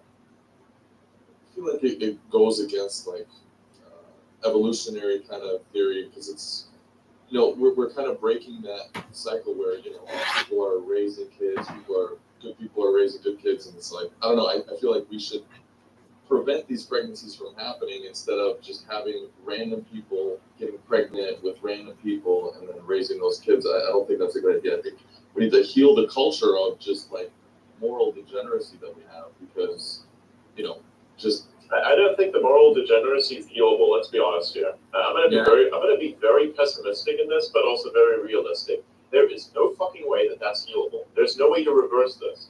Like this type of brain damage is unreversible. I don't think it is. I don't think it is reversible. At this point, you just have to cut losses and adapt with the problem.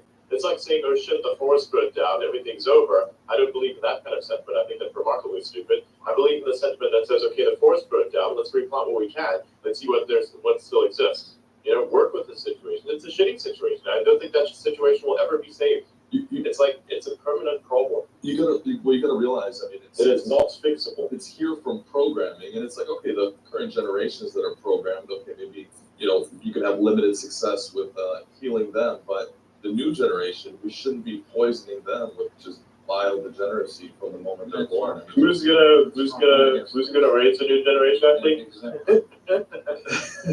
There's still a lot of good people. First of all, the new generation is largely not going to exist, and then the small percentage that is able to have the new generation exist are the ones who are going to have the problem be alleviated anyways, right? They're a different group of people entirely. They are the people who are not watching the fucking skippity toilet brain rot garbage that everyone's feeding into their kids. Those are the people who will inherit Earth. All the other guys, I'm sorry to say this, but you will go extinct because you're basically consuming a bunch of horrifying content, not understanding the consequences of what you're doing. You like sit there and you consume this fucking shit. It's insane.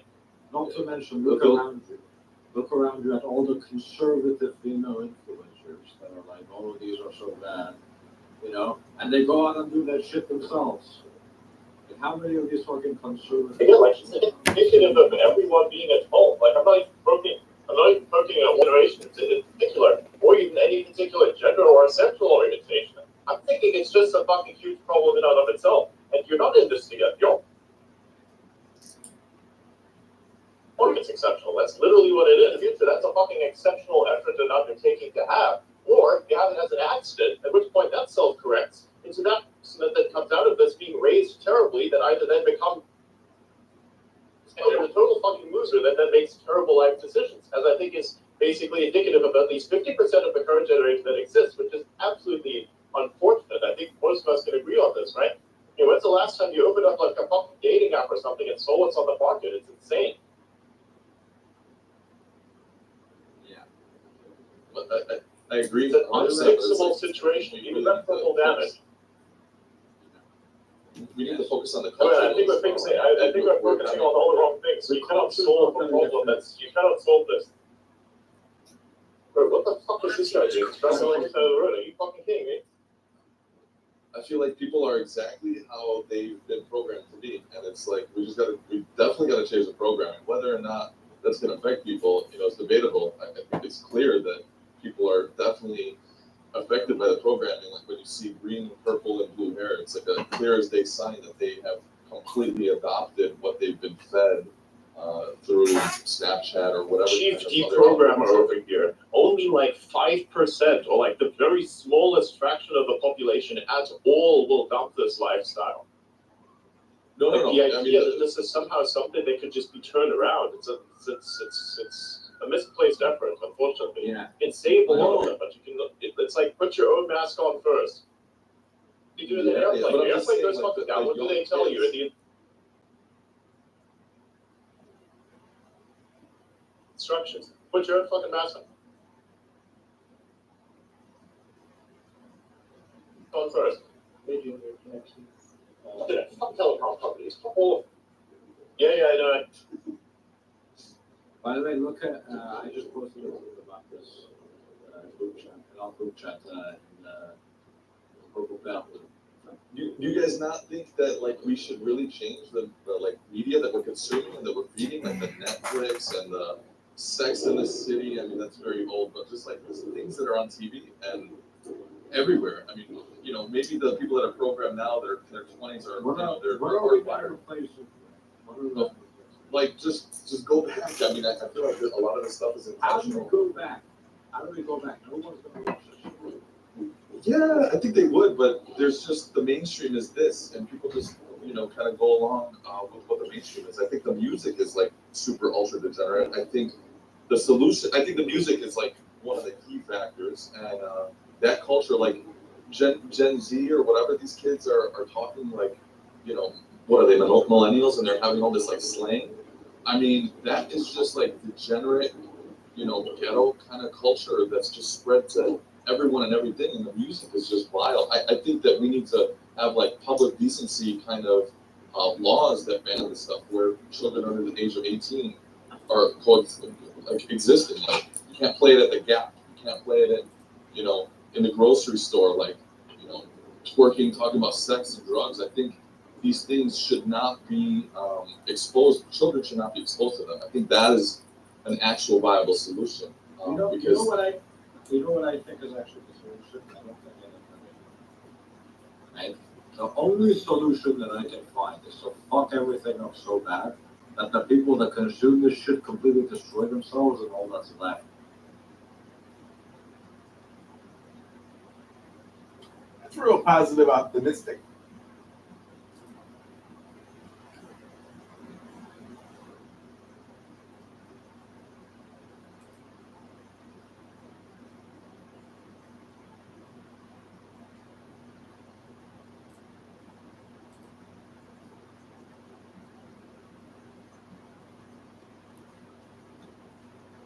Yeah, but the issue is they're not actually arresting people from doing it. They're saying they're not stopping it, right? They're not stopping it. It's not like no social media. It's just like, here are some extra things in case you die from it. It's like you're not actually helping the issue. You're just saying like, oh, if you happen to suffer from this, there's resources for you. Right. Like, yeah, dude. I mean, just maybe even don't even give them that, right? Like some places they're just like, yeah, legalize drugs. Like I don't know, if it's Vancouver or something. I don't know what place it is. There's a bunch of places in the U.S. where they do this, but it's like, literally, let the world burn. Natural selection will work with magic.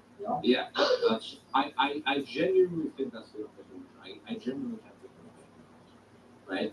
Like make the fucking AI girlfriends, fucking robots, sexual robots. The fucking AI that's like, let it fucking destroy the OnlyFans girl. Let it destroy the people. We need to build this. We need to build this shit immediately. We need to make an AI girlfriend that is so much more deceptive than all the OnlyFans girls and completely put them out of business. Get them out of there. Put the fucking OnlyFans girls out of business. Let the fucking OnlyFans girls out of business. Anyone that pays for the AI girlfriend, whatever the fuck, they're a nice. Dude, I would pay for an AI girlfriend. Come on now.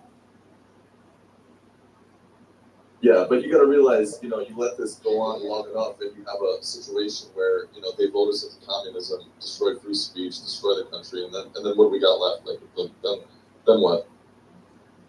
Then yeah. And off to the re-education camps for everybody that's not bought into that nonsense. I don't know what else we could do. Right? I don't. Yeah, I mean, like, okay, Adrian was talking about how what we can do. Like, we're already in a shitty situation, right? Like, how can we use our current resources in a clever manner that will get us as far as possible, and perhaps, like, even maybe a small chance of saving a little bit, right? How can we actually do that? And this is the way we need to think. Like, I don't know. I find like a good starting point is to just go back to basics, like inspiring, right? But before Elon Musk was around, no one was looking for just space exploration. They're all looking at like reusable energy or building better chips or making like faster cars. Like the world was not super advanced. And then he came along. He was like, wait, what happened to space exploration?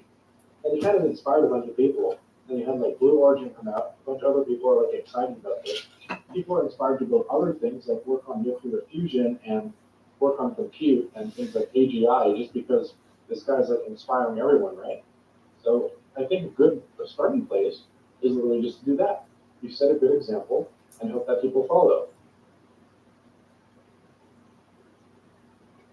But by the way, the idea of these people, destroying themselves out of existence, that idea breaks if you introduce this concept of artificial wombs. It's like, you kind of kill natural selection. But I don't think that is necessarily a solution.